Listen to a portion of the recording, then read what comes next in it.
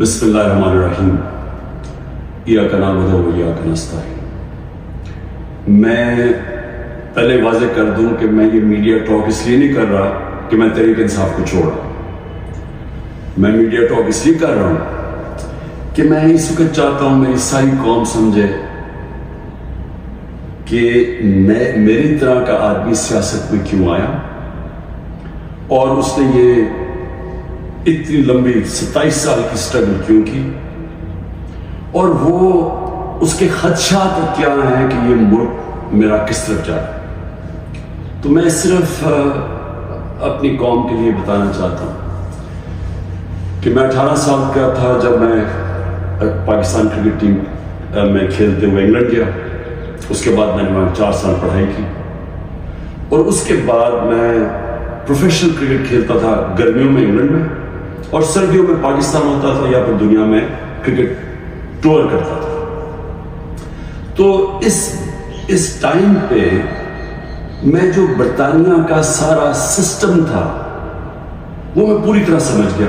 University میں بھی میں نے پولیٹکس پڑھی تھی اور پولیٹیکل ہسٹری پڑھی تھی، پولیٹیکل سائنس، تو مجھے وہ پوری طرح سمجھ آ گئی کہ وہاں کا سسٹم کیا ہے، اور پاکستان کا سسٹم مجھے پتا تھا، میں یہاں بڑا ہوا تھا۔ تو میرا جو تجربہ جو اس دوران جو میں نے وہاں ان کے سسٹم کو اندر سے دیکھا، یہ بہت بڑی وجہ میری پولیٹکس میں آنے کی وہ تھی۔ تو میں نے کیا دیکھا؟ میں نے یہ دیکھا کہ اس ملک کی جو سب سے بڑی خوبی یہ تھی کہ وہاں قانون کی حکمرانی تھی، انصاف تھا، رول آف لا تھا، اور میرا سارا جو برطانیہ کے پاکستانی تھے ان سے میری مسلسل ملاقاتیں رہتی تھی، کیونکہ وہ میں کرکٹ کھیلتا تھا، وہ کرکٹ میچ دیکھنے آتے تھے، جب میں میچز کھیلتا تھا جو پاکستانی انگلینڈ کے اندر تھے وہ میچز پہ آتے تھے، تو میرا انٹریکشن تھا ان سے۔ تو میں جو اوورسیز پاکستانی برطانیہ میں خاص طور پہ ان سے پھر میرا بڑا قریب انٹریکشن ہے۔ تو میں اب آپ کو بتانا چاہتا ہوں کہ فائدہ کیا ہوتا ہے جب ایک ملک میں قانون کی حکمرانی ہوتی ہے، انصاف ہوتا ہے۔ وہ شروع ان کی کہانیاں یہ تھیں کہ وہ مزدوری کرنے جاتے تھے، کیونکہ برطانیہ میں مزدوروں کی کمی تھی، تو انہوں نے زیادہ مزدور دنیا میں سے اور ملکوں سے بھی بلائے، جس میں پاکستانی بھی مزدوری شروع کرتے تھے، کیونکہ وہ ایک ایسا ملک جدھر انصاف کا نظام تھا، لیول پلینگ فیلڈ تھی، ان کو وہ پیسہ کماتے تھے، وہ پھر اس پیسے سے چھوٹی سی دکان کھول لیتے تھے، وہ کرتے کرتے وہ معاشرہ ان کو موقع دیتا تھا اوپر آنے کا۔ اور وہ کیوں دیتا تھا؟ کیونکہ جب ایک معاشرے کے اندر انصاف ہوتا ہے وہ آپ کے حقوق کی حفاظت کرتا ہے۔ مطلب یہ ہوتا ہے کہ اگر آپ اپنے ٹیکس دیں، آپ قانون کے بیچ میں رہے، وہ ملک آپ کو آزاد کر دیتا ہے، آپ جو مرضی کریں، کوئی آپ کو پوچھتا نہیں ہے، کوئی رات کو پولیس نہیں آپ کے گھروں میں گھس جاتی، کوئی رشوت آپ سے نہیں مانگتا، کوئی آپ نے اپنا کام کروانا ہے، پاسپورٹ بنوانا ہے، آئی ڈی کارڈ بنوانا ہے، آپ کو کوئی پیسے نہیں دینے پڑتے آفیسز میں جس طرح رولتے ہیں بیچارے ہمارے لوگ۔ وہاں کوئی تھانے کچہری کی پولیٹکس نہیں ہے کہ بیچارہ غریب آدمی کبھی تھانے میں رول رہا ہے، کبھی کچہریوں میں رول رہا ہے، کبھی پٹواری سے رول رہا ہے، زمینوں پہ قبضے ہو رہے ہیں، اور سارا وقت ان بیچاروں کو سفارشیں چاہیے تھی۔ اس ملک کے اندر سب سے زیادہ جو پولیٹکس میں جو ہمارے ایم این ایز اور ایم پیز ہو، ان کا سب سے زیادہ کام کیا ہوتا ہے؟ لوگوں کی سفارشیں جا کے گورنمنٹ آفیسز میں جائے۔ وہاں کیوں نہیں ہوتا؟ کیونکہ وہاں انصاف ہے۔ یہ سمجھنا ہے پاکستانیوں آپ نے، انصاف انسانوں کو آزاد کرتا ہے حقوق دے کے، انصاف آپ کو طاقتور سے تحفظ دیتا ہے۔ کوئی بھی آفیشل بیٹھا ہو سرکاری آفس میں، اس کی مجال نہیں آپ کو ذلیل کرنے کی وہاں، کیونکہ وہاں انصاف کا نظام ہے، وہ عدالت میں جا سکتا ہے۔ کوئی اس کی مجال نہیں رشوت مانگنے کی، کیونکہ وہ اس کو عدالت میں جا کے کہہ سکتا ہے اس نے مجھ سے رشوت مانگی۔ کمزور کو طاقتور سے انصاف تحفظ دیتا ہے، اس طرح لوگ آزاد ہوتے ہیں۔ تو وہی پاکستانیوں کو میں نے آہستہ آہستہ دیکھا اوپر آتے ہوئے، ان کے بچے گورنمنٹ اسکولوں میں گئے، مفت پڑھے، ان کے بچوں کو اعلیٰ تعلیم ملی، ان کو میں نے دیکھا وہ اور آگے پڑھے، وہ ڈاکٹرز بنے، مزدوروں کے بچے، اور سوائے کئی علاقوں میں جو تھوڑی ریسزم تھی، عموماً یہ دیکھا کہ جو وہاں مزدور بھی گئے ان کو دیکھتے دیکھتے بچے آگے بڑھتے گئے، بزنس شروع کی انہوں نے، بڑے کام کیے. لیکن جو بھی یہاں پاکستانی جاتے تھے، جو مجھے ابھی بھی یاد ہے، وہ سارا وقت ترستے تھے کہ میں نے ایک دن پاکستان جانا ہے. وہ پاکستانی میوزک سنتے تھے، پاکستانی فلمیں دیکھتے تھے، کرکٹ میچ دیکھتے تھے، سارا وقت یاد کرتے تھے پاکستان کہ جیسے ہی ہم نے پیسہ کما لیا ہم پاکستان جائیں. اب ان کے بچے وہاں پڑھ جاتے تھے، بڑے ہو جاتے تھے. جب بچے تھوڑے بڑھ جاتے تھے، بڑے ہوتے تھے، وہ پھر آپ پاکستان آنے کی کوشش کرتے تھے. اب میں آپ کو بتاتا ہوں کہ کیوں ہم آگے نہیں پڑھ رہے. وہ آتے تھے پاکستان، ان کے بچے جب پاکستان میں بزنس کام شروع کرتے تھے ان سے کام نہیں ہوتا تھا. وہ عادی تھے کہ وہ سسٹم میں جائیں، وہاں سسٹم کام کرتا ہے، کام ہو، وہاں آپ کا جائز کام ہو، آپ کو کوئی پیسے نہیں دینے پڑتے، آپ کو فوری کام ہو جاتا ہے، کوئی رکاوٹیں نہیں ہیں. آپ بزنس کھولنا چاہیے، آپ محنت کریں، آپ کو بزنس کامیاب ہو سکتی ہے، نفع نقصان ہوتا ہے. لیکن کوئی رشوت نہیں مانگتا، کوئی آپ سے آ کے انسپیکٹر نہیں آتا، کوئی یعنی سرکاری آفیشل آپ کو تنگ نہیں کر سکتا. یہاں کی ان کو مشکل پڑ گئی. وہ تھوڑی دیر آتے تھے، کوشش کرتے تھے، تھوڑی دیر کے بعد ملک سے باہر واپس رہ ہی نہیں سکتے تھے. کرپٹ نظام میں ایک وہ نظام جدھر انصاف نہیں ہے، وہ نہیں گزارا کر سکتے تھے. وہ بیچارے ماں باپ واپس چلے جاتے تھے. کئیوں کو میں جانتا ہوں، انہوں نے پیسہ اکٹھا کیا، محنت کی، 15-20 سال سرمایہ کاری، اتنا سرمایہ اکٹھا کر کے پاکستان آ کے بزنس کھولی. وہ اس نظام میں ان کی بزنس نہیں چلتی تھی. یہاں رشوتیں دینی پڑتی تھی، یہاں ہر سسٹم یعنی سسٹم میرٹ کو اجازت نہیں دیتا آگے بڑھنے کے لیے، کیونکہ انصاف کے لیے. اور وہ یہاں تباہ ہو کے میں نے دیکھا لوگ یہاں فراڈ ہوئے، ان سے ہر جگہ زمینوں پہ قبضے ہوئے، ان کے گھروں پہ قبضے ہوئے. جب وہ واپس آتے تھے پیچھے قبضہ ہو جاتا تو ہوتا کیا تھا، وہ سارے پھر واپس چلے جاتے تھے. اور آخر میں یہ ان کو پتا چلا کہ پاکستان میں ہم بزنس نہیں کر سکتے. اب 1 کروڑ پاکستانی، اب یہ ذرا آپ نے سنا، 1 کروڑ پاکستانی باہر بیٹھے. صرف برطانیہ امریکہ میں جو 16,000 پاکستانی امریکن ڈاکٹرز ہیں، 16,000، ان کی نیٹ ورتھ، جو ان کی ٹوٹل ان کی جو دولت ہے 16,000، 200 ارب روپیہ، ارب ڈالر ہے، 200 ارب ڈالر ان کی نیٹ ورتھ ہے. جو 10 پاکستانی سب سے امیر ہیں اس وقت امریکہ میں، پاکستانی امریکنز، 25 ارب ان کی نیٹ ورتھ ہے، ڈالرز. صرف جو پاکستانیوں کو یہاں سمجھتے ہیں کہ یہاں حالات اچھے نہیں ہیں، جنہوں نے دبئی میں، اس میں حلال کا بھی پیسہ حرام کا بھی ہے، صرف دبئی میں انہوں نے جو پراپرٹیز لی ہوئی ہیں 20,000 پاکستانیوں نے، وہ 10.4 ارب ڈالر کی پراپرٹیز لی ہوئی ہیں. ہم 6 ارب کے پیچھے، ڈالر کے پیچھے، IMF کے پیچھے بھاگ رہے ہیں. تو میں یہ صرف آپ کو کیوں بتا رہا ہوں، ہمارا ملک اللہ نے ساری نعمتیں دی ہوئی ہیں اس کو. ایسا ملک دنیا میں نہیں ہے. ہر قسم کی یعنی 12 موسم ہے، اوپر سے نیچے جائیں بدل جاتا ہے، ملک بدل جاتا ہے، اس میں ہر کچھ اگ سکتا ہے. زرخیز زمین ہے، اس کو ہم صحیح استعمال نہیں کر پا رہے. لیکن جب تک ہم انصاف کا نظام نہیں ٹھیک کرتے، ہم اس ملک میں اس دلدل میں گھس رہے ہیں. میں اب آپ کو بتاؤں کہ میں نے جب یہ پاکستانیوں سے جو برطانیہ میں تھے، کیونکہ میرا سے میں کرکٹ کھیلتا تھا، میں نے آپ کو بتایا میرے ان سے رابطہ تھا، تو تب میں نے فیصلہ کیا کہ ہم پاکستان کے اندر جب تک یہاں ایک انصاف کا نظام نہیں آتا، ہمارا ملک آگے نہیں بڑھ سکتا. کیونکہ اتنا بڑا سرمایہ کاری ہو سکتی ہے اوورسیز پاکستانی سے، لیکن وہ آتے نہیں پاکستان. وہ صرف اپنی ریمیٹنس بھیجتے، جو اصل تو سرمایہ کاری سے ملک اوپر جاتا. تو میں نے پھر تحریک انصاف بنائی 96 میں، اور اس کا نام تھا انصاف کی تحریک. اس کی نظریہ کیا تھا؟ اسلامی فلاحی ریاست. وہ نظریہ کدھر سے لیا؟ جو قرارداد پاکستان ہے، آبجیکٹو ریزولوشن، جس میں مدینہ کے ریاست، اس کے اوپر طرز کے اوپر انہوں نے اسلامی فلاحی ریاست لکھی. کیونکہ اسلامی فلاحی ریاست ہمیشہ مسلمان مدینہ کی ریاست کی طرف سوچتا ہے، وہ دنیا کی تاریخ کی پہلی فلاحی ریاست ہے۔ ہم نے اس کا وہ آبجیکٹو رکھا کہ یہ ہمارا گول ہے، اور میں نے اپنی پارٹی لانچ کر دی۔ اب میں یہ اس لیے آپ کو بتایا کہ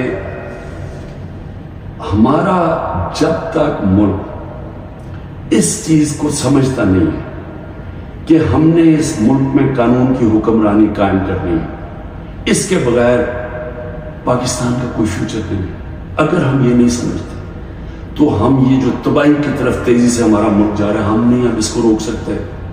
میرے پاس ابھی اعداد و شمار ہیں جو اس موجودہ حکومت نے پرنٹ کیے، میں ابھی آپ کو وہ بتاؤں گا کہ ایک سال میں ہوا کیا ملک میں۔ لیکن میں نے ایک اور چیز جو کیونکہ میرا برطانیہ میں اندر سے باہر سے اس کے معاشرے کو جانتا تھا، اور جب میں کرکٹ کے آخری دنوں میں میرا سفر شروع ہو گیا، میرے دین کی طرف بھی اسلام کی طرف بھی میں نے پڑھنا شروع کر دیا اور میرا سفر شروع ہو گیا، تو میں نے اس نتیجے پہ مجھے پہلی دفعہ سمجھ آئی کہ جو مدینہ کی ریاست جو میرے نبی صلی اللہ علیہ وسلم کی سنت ہے، کیوں اللہ ہمیں حکم کرتا ہے کہ ان کے راستے پہ چلو؟ کیونکہ اللہ نے نبی صلی اللہ علیہ وسلم کو رحمت للعالمین کا خطاب دیا ہوا، سب انسانوں کے لیے رحمت بن کے آئے تھے۔ اس کا مطلب کوئی بھی انسانی معاشرہ اس مدینہ کے ریاست کے اصولوں پہ چلے گا، اوپر آ جائے گا، ادھر خوشحال ہو، اللہ کی برکت آ جائے گی۔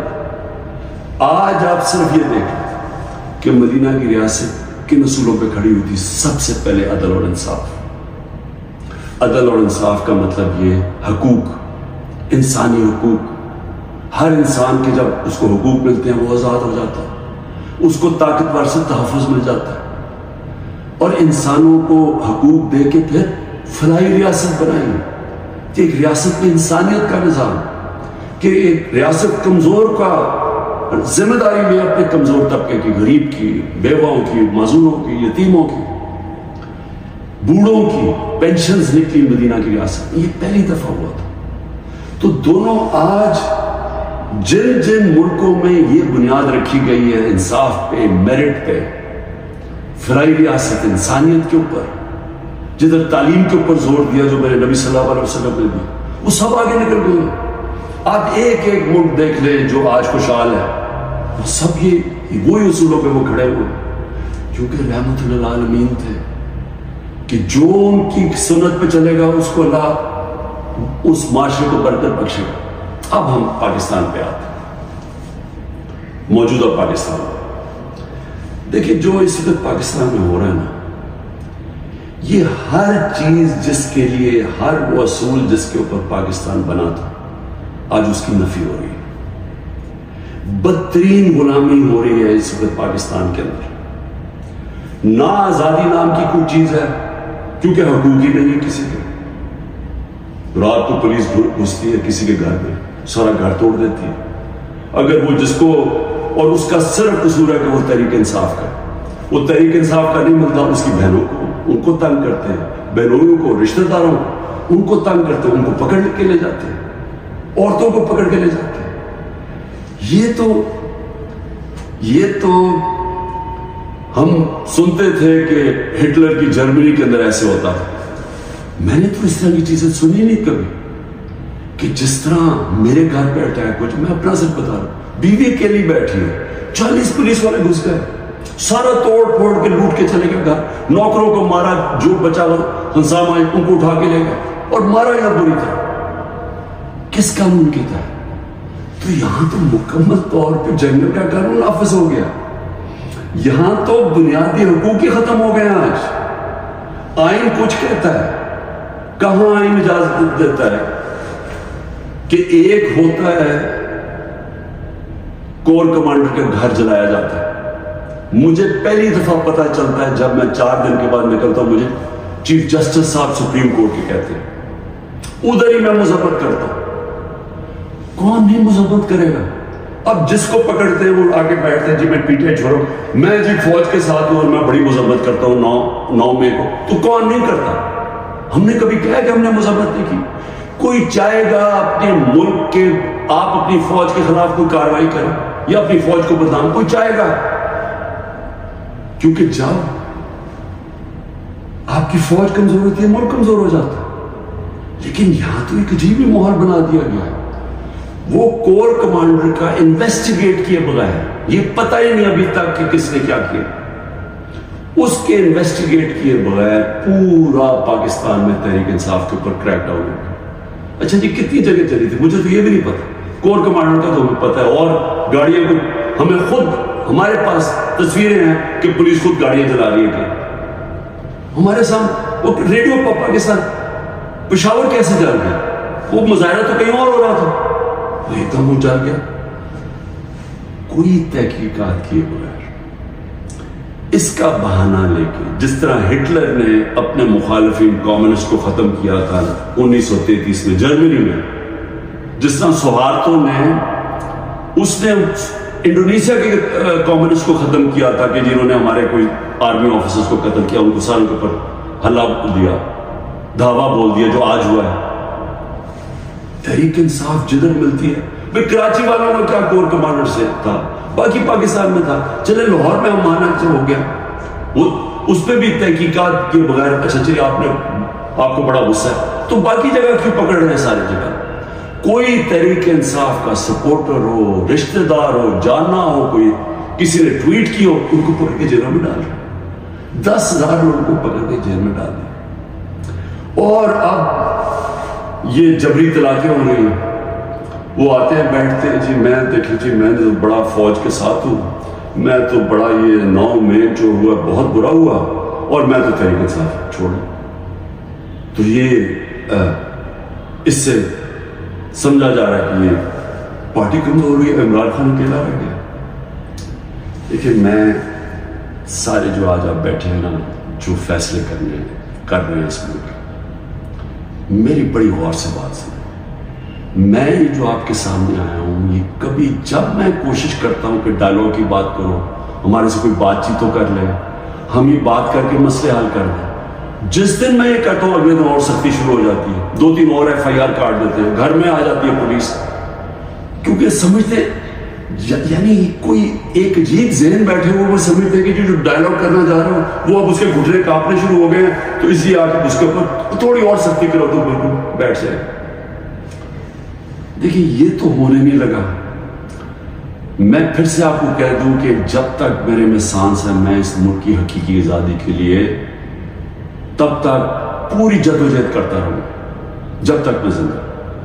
لیکن مجھے اس وقت پاکستان کا خطرہ ہے، مجھے اپنی ملک کی فکر پڑ گئی ہے، اور جو لوگ مل کے یہ سب کچھ کر رہے ہیں ان کو ملک کی فکر کیوں نہیں ہے؟ کیوں آج مجھے یہ نہیں؟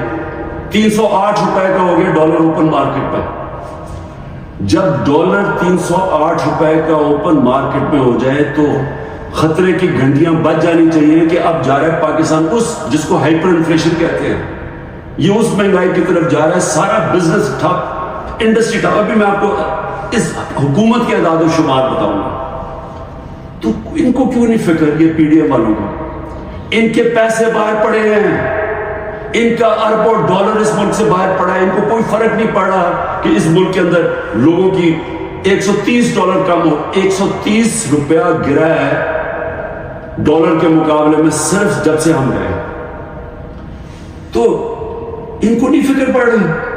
وہاں لندن میں بیٹھ کے آشیاں، بڑے بڑی گاڑیاں، بڑے بڑے ریسٹورنٹس میں بیٹھے ہوئے ہیں، شاپنگ ہو رہی ہے ہیرڈز میں، کیونکہ ڈالر میں یا چوری کر کے پیسہ وہاں لے گئے۔ فکر ہر اس پاکستانی کو ہونی چاہیے جس کا جینا مرنا پاکستان میں۔ میرے عمران خان کو جی ECL پہ ڈال دیا، شکر کو میں تو آپ کا شکریہ ادا کرتا ہوں، میں تو جانے نہیں چاہتا ملک سے باہر، کیونکہ میں نے کوئی باہر میرے پیسے بینک اکاؤنٹس کچھ نہیں پڑے ہوئے، مجھے تو یہ ملک سے پیار ہے۔ تو اس لیے ECL ان کو فرق پڑتا ہے جنہوں نے جائیدادیں ڈالرز میں رکھی ہوئی ہیں باہر، اور ان کو کوئی فرق نہیں پڑ رہا کہ ملک تباہی کی طرف جا رہے ہیں۔ ذرا آپ یہ صرف دیکھو کہ جب ایک آدمی نے بند کمرے میں فیصلہ کیا کہ جناب عمران خان بہت ملک کے لیے تباہی کر رہا ہے اور میں اس کو بدل رہا ہے، اور اس نے جب گورنمنٹ گرائی، تو ذرا صرف میں اب آپ کو اس حکومت کی اعداد و شمار، ہمارے پاس جو فورن ایکسچینج ریزروز تھے، یاد رکھیں روپیہ مضبوط رہتا ہے جب آپ کے ریزروز اوپر 16.2 ارب ڈالر، آج وہ ہیں 4.5 ارب ڈالر، منفی 72% ہمارا فورن ایکسچینج گرا، ایکسپورٹس 13% گری، ریمیٹنسز جو باہر سے پاکستانی ڈالر بھیجتے تھے وہ 13% گرے۔ یاد رکھیں یہ ہر سال ہمارے بڑھتے جا رہے تھے، ہر سال پچھلے سال سے زیادہ ہوتی تھی ہماری ایکسپورٹس بھی، ریمیٹنسز بھی، ڈالر زیادہ آ رہا تھا۔ اب جب سے یہ آئے 13% دونوں نیچے چلے گئے بجائے اوپر جانے کے۔ اس کا مطلب ڈالر کم آ رہے ہیں پاکستان میں، قرضے بڑھتے جا رہے ہیں، ڈالر کم آ رہے ہیں اور ہم نے قسطیں بھی دے دی۔ ٹیکسٹائل ایکسپورٹ جو ہماری سب سے بڑی ایکسپورٹ ہے، منفی 14% گر چکی ہے۔ انٹرسٹ ریٹ، اب بزنس کام کون کرے گا؟ ہم جب تھے 9.8 تھا، آج 21% ہے ہمارا سود۔ ہمارا جو ایکسچینج ریٹ ہے آفیشل 180 کر لیں، ہمارا تھا جب ہم گئے 180 روپے ڈالر تھا، آج 287 روپے ڈالر آفیشل ریٹ ہے اور 308 پہ پہنچ گیا ہے اوپن مارکیٹ میں۔ مہنگائی کے اوپر بڑا شور مچا تھا، 12.7% تھی ہماری کنزیومر پرائس انڈیکس۔ مہنگائی کی دو ہوتی ہیں قسمیں، ایک جس کو کہتے ہیں کنزیومر پرائس انڈیکس جو CPI ہوتی ہے، وہ 12.7 تھی، آج 36.4% ہے، پاکستان کی تاریخ کی سب سے بڑی مہنگائی۔ لیکن اس سے زیادہ خطرناک جو سینسٹیو پرائس انڈیکس ہے وہ 14.2 ہمارے دور میں تھی، آج وہ پاکستان میں 42.1% ہے۔ پٹرول، یاد رکھیں ہمارے دور میں پٹرول 110 سے 115 لیٹر 110 سے 115 ڈالر پہ بیرل گئی تھی، آج وہ 70-80 کے بیچ میں، یعنی ادھر سے آ کے ہمارے دور میں 150 روپے لیٹر پیٹرول تھا، 145 روپے لیٹر ڈیزل تھا، آج ڈیزل پہنچ گیا 260 روپے اور پیٹرول پہنچ گیا 270 روپے۔ جب پیٹرول مارکیٹ میں نیچے، انٹرنیشنل تیل نیچے چلا گیا تو یہ عدد دیکھیں تقریباً 100 روپے اوپر گیا۔ آٹا جو ہر آدمی کو افیکٹ کرتا ہے، ہمارے دور میں 55 روپے تھا کے جی، آج وہ پہنچ گیا 136 روپے کے جی، 130% کا اضافہ ہوا اس میں، اور یہ عام آدمی کو سب سے زیادہ تکلیف دے رہی ہے۔ چاول 103 روپے کے جی تھا، آج 202 روپے کے جی، 95% ہمارا چاول کی قیمت بڑھی ہے، یہ بھی عام آدمی کا۔ گھی انٹرنیشنل مارکیٹ میں جو پام آئل ہم امپورٹ کرتے ہیں وہ آدھا ہو گیا، آج ہمارے دور میں 468 روپے کے جی تھا، آج 603 روپے کے جی، جبکہ آدھا ہو گیا انٹرنیشنل مارکیٹ میں۔ اور دودھ 170 روپے لیٹر تھا، آج 170 روپے لیٹر۔ میں اور بھی آپ کو بتا دوں کہ جس سے آپ کی دولت میں اضافہ ہوتا ہے، ہماری جو گروتھ ریٹ تھی، یعنی جس ریٹ پہ ہماری دولت میں اضافہ ہو رہا تھا، جس کو GDP کہتے ہیں، GDP میں اضافہ، وہ 6.1% تھی، آج وہ چلی گئی ہے منفی 0.2%، 0.2% پہ چلی گئی۔ انڈسٹریز، ہماری اوور آل انڈسٹری 6.8% پہ بڑھ رہی تھی، آج وہ -2.9% پہ چلی گئی۔ یعنی جس سے آپ کے ملک میں دولت بنتی ہے، جس سے آپ ٹیکسز بڑھتے ہیں، جس سے آپ روزگار دیتے ہیں، وہ انڈسٹری جو زیادہ تر انڈسٹریز وہ -2.9 پہ پہنچ گئی ہیں، اور جو لارج اسکیل مینوفیکچرنگ جس سے سب سے زیادہ دولت میں اضافہ ہوتا ہے، وہ ہمارے دور میں 11.9% پہ بڑھ رہی تھی، وہ آج منفی 7.9% پہ چلی گئی، تقریباً 8% منفی پہ چلی گئی۔ جو کنسٹرکشن ہے جس سے سب سے زیادہ نوکریاں ملتی ہیں، وہ 1.9% پہ بڑھ رہا تھا ہمارے دور پہ، آج وہ -5.5% پہ چلی گئی۔ اور پھر کاٹن، کیونکہ ہمارا سب سے زیادہ جو کپڑا بناتے ہیں اس سے ہمارا اضافہ بھی ہوتا ہے، نوکریاں بھی ملتی ہیں، ایکسپورٹس بڑھتی ہیں، وہ 9.2% پہ بڑھ رہی تھی، آج وہ -23% پہ پہنچ گئی ہے، یعنی کہ بند ہو رہی ہے انڈسٹری۔ میں یہ آپ کو یہ صرف فگر اس لیے دے رہا ہوں، اور جو بھی ہمارے اس ملک میں فیصلے کر رہے ہیں میں اس لیے آپ کو کہہ رہا ہوں کہ یہ ملک تباہی کی طرف جا رہا ہے۔ ان کے پاس کوئی روڈ میپ نہیں ہے، جتنا ٹائم دے رہے ہیں یہ ملک نیچے جاتا جا رہا ہے۔ جن لوگوں کے پاس ڈالرز میں باہر پیسے نہیں رکھے ہوئے ان سب کے لیے تباہی آئی ہوئی ہے۔ سارا تنخواہ دار طبقہ آج تکلیف میں ہے۔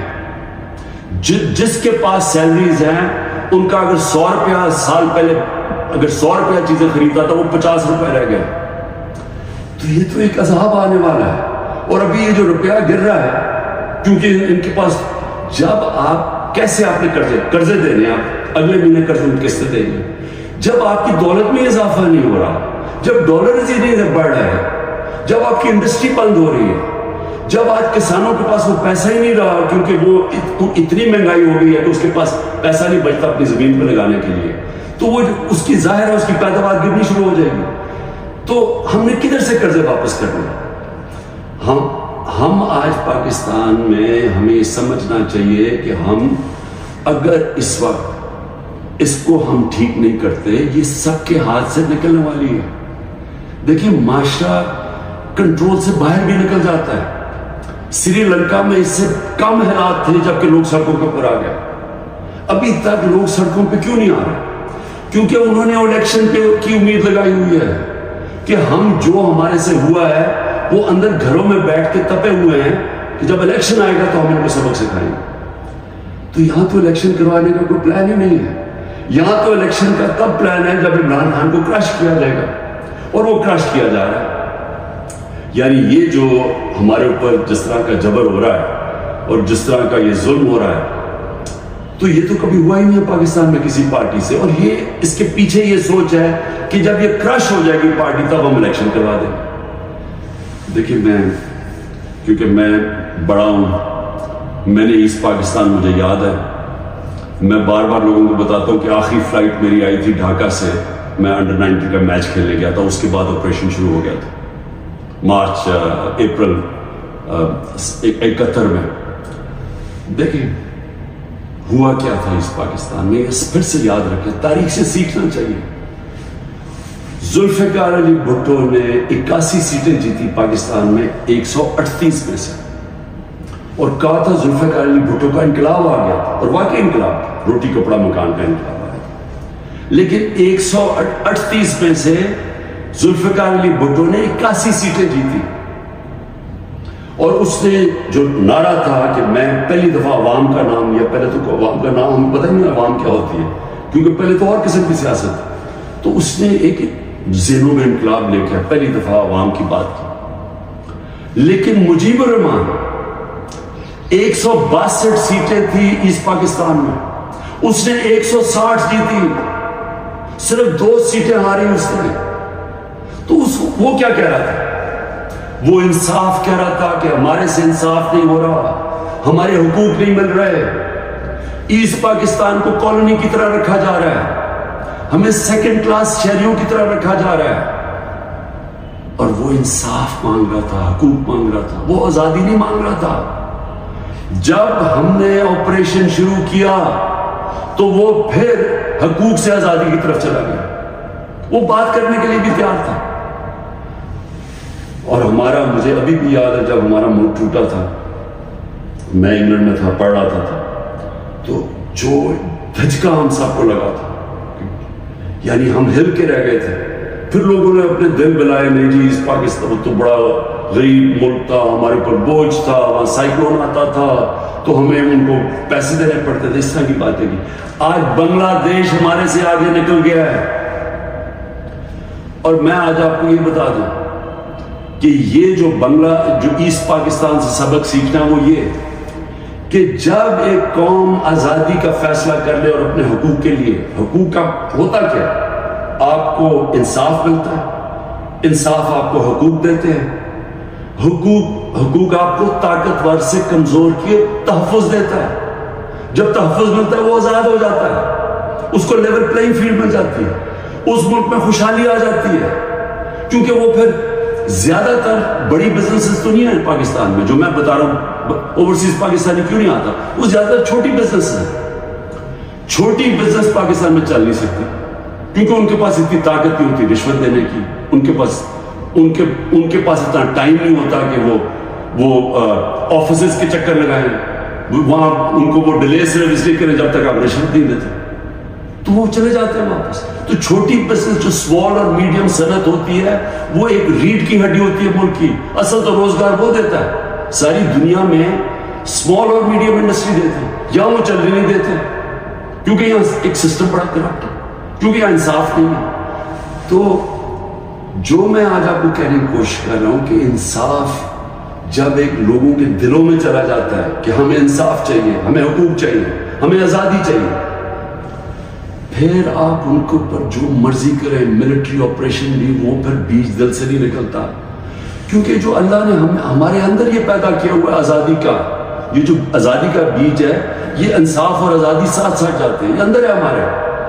اور اس سے جب لا الہ الا اللہ کہتا ہے، ہم اسے وعدہ کرتے ہیں، وہ ہمیں آزاد کرنا چاہتا ہے اللہ، کیونکہ صرف آزاد لوگ اوپر جا سکتے ہیں. تو جب لوگوں کا دل میں آزادی کا جذبہ آ جاتا، وہ پھر یہ جبری طلاقوں سے، یہ پکڑ دکڑ کر کے، یہ مار پیٹ کے، یہ خوف کر کے، اس سے یہ جاتا نہیں ہے. پھر یہ نفرتیں بڑھ جاتی ہیں، یہ اور زیادہ غصہ بڑھ جاتا ہے، یہ کہیں جانے نہیں لگا. یہ جو مرضی آپ کریں کہ ہر روز بیٹھ کے جی مجھے تو فوج سے بڑا پیار ہے اور 9 مئی کو بڑا برا کیا گیا، میں چھوڑا پارٹی. تو کیا اس سے پارٹی، کیا لوگ بیوقوف ہیں؟ کیا لوگوں کو نہیں سمجھ آ رہی کیا ہو رہا ہے؟ تو میں آخر میں یہ کہنا چاہتا ہوں، دیکھیں یہ پاکستان کی اس وقت جنگ ہے، یہ تحریک انصاف کو ختم کرتے کرتے پاکستان کو تباہ نہ کریں.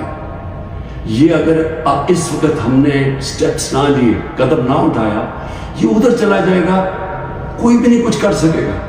سارا تنخواہ دار طبقہ تھوڑی دیر میں کھڑا ہو جائے گا. جب ان کے گھر میں چولہے نہیں ڈلیں گے، جب ان کی دیکھتے جائیں گے کہ ان کے پیسے کو خریدار کم ہوتی جا رہی ہے، جب وہاں عورتیں ہیں ان کو پتہ ہے کہ جو کچن چلاتی ہے کہ کیا ہو رہا ہے آج ان کے ساتھ. وہ میں نے آپ کو بتایا سینسٹیو پرائس انڈیکس جو کہ کھانے پینے کی چیزوں کا ہے وہ 42% پہ ہے. تو جب یہ حالات ایسے ہو جائیں پھر ایک معاشرہ پھٹ جاتا ہے.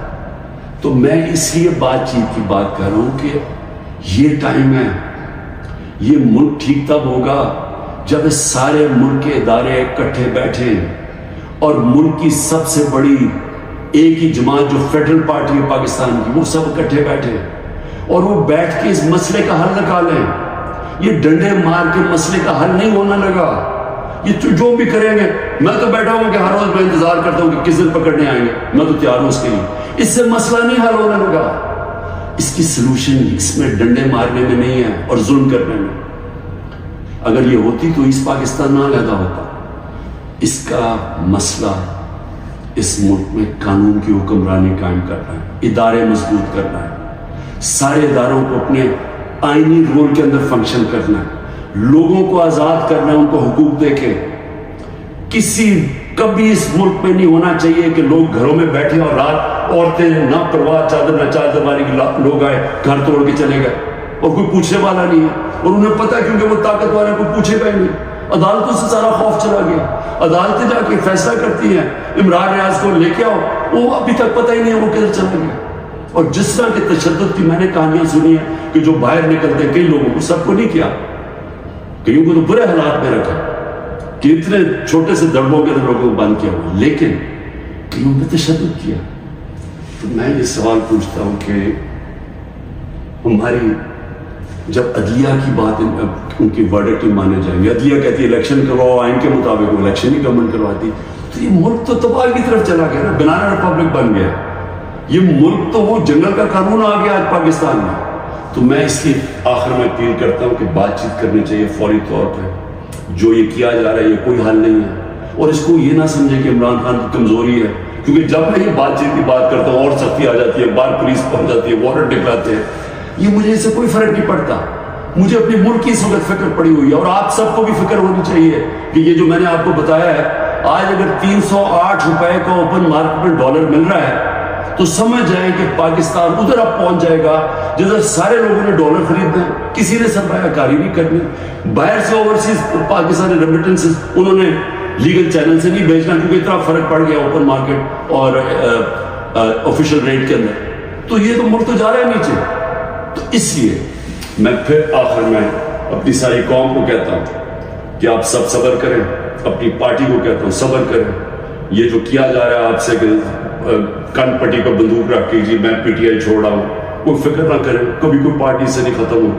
پارٹی تو ختم ہوتی ہے جب نظریہ ختم ہو جاتا ہے. آج آپ کے سامنے پی ڈی ایم کی جماعتیں پوری اسٹیبلشمنٹ کی مدد کر رہی ہے, الیکشن کمیشن ان کے ساتھ ملی ہوئی ہے, انتظامیہ ساری ان کے ساتھ ملی ہوئی ہے. کیوں یہ الیکشن سے ڈر رہے ہیں؟ سارا تو آپ کے پاس امپائرنگ بھی اپنے ہیں, پھر بھی ڈر رہے ہیں کہ جی عمران خان کو پہلے ختم کرو پھر الیکشن لڑیں گے, کیونکہ ان کا ووٹ بینک ختم ہو گیا ہے. پی ٹی آئی کا ووٹ بینک بڑھتا جا رہا ہے, جتنا یہ ظلم کر رہے ہیں اور زیادہ پبلک ہمارے ساتھ کھڑی ہو رہی ہے, اور انشاءاللہ جب بھی الیکشن ہوگا آپ کے سامنے آنے کا رزلٹ. شکریہ.